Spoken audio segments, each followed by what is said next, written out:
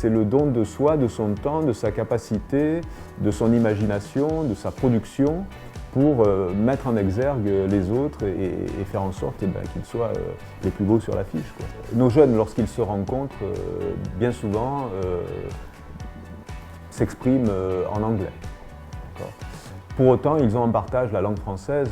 Ils sont issus des lycées français de l'étranger et pas forcément des lycées internationaux. Ce sont des lycées français de l'étranger, à vocation internationale, c'est sûr.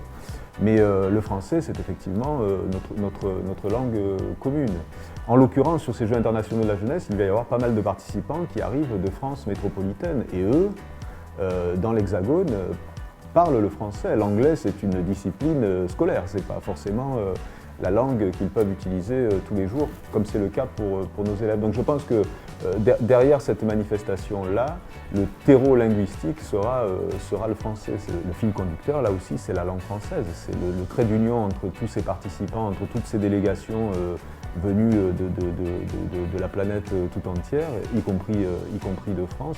Le vrai trait d'union, c'est la langue française. Les instructions seront données en français.